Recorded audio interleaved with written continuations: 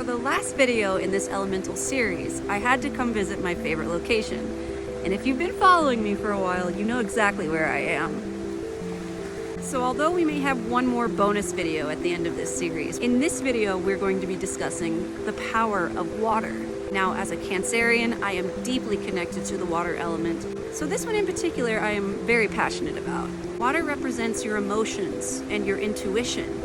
And in the physical world, water is a very big representation of all forms of liquid, whether it be streams, rivers, waterfalls, lakes, oceans, but also the blood that runs through our bodies. It represents fluidity, change, and purification. So like I said, water governs your intuition, your emotions, and all aspects of the subconscious mind. In the spiritual world, water represents the healing of your emotions, the purification of them, and generally the flow of them. It is deeply connected to your sacral chakra, which is just below the belly button and just above the root chakra. And this is where your creativity is housed, your passion, your sexuality, but most importantly, your emotional balance. So I have a few really great ideas for you to work with the water element in your spiritual practices.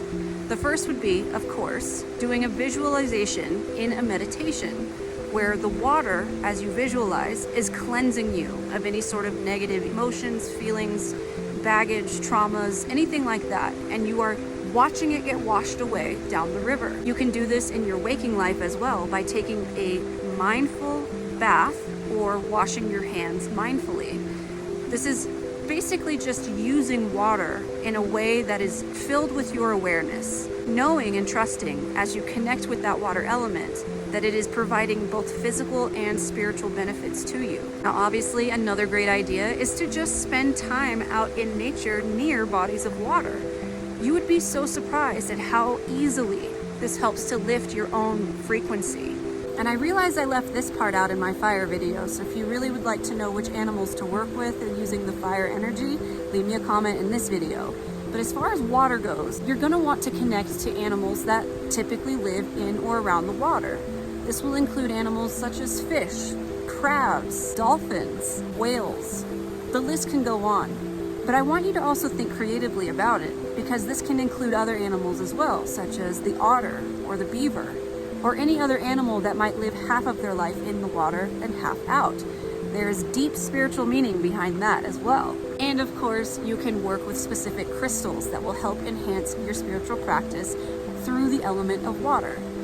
These crystals include things like aquamarine, blue lace agate, and even turquoise. But we can't forget about moonstone. Moonstone is a crystal that is deeply connected to your intuition. So by proxy, the moonstone is connected also to the water element. You see how that works? But this also doesn't just stop with certain crystals. When it comes to water, you can also connect through shells and different living beings or organisms that used to live in the water but have now dried and become a stone-like creation, even starfish. The water category of my Elementals earring collection feature unique, one-of-a-kind pieces using natural shell. Each one is different, and you can select which one you feel most connected with. And if it's not the water element, maybe it's earth, air, or fire, you can find earrings that will fit your vibe as well. Now in this series, we have one last video to go. It is a bonus video where we are going to be discussing the fifth element, which is spirit or ether. So if you're enjoying this series, make sure you tap on that playlist down below, and you can check out all the other videos up to this point, and keep an eye out for that last video coming very soon. You're welcome.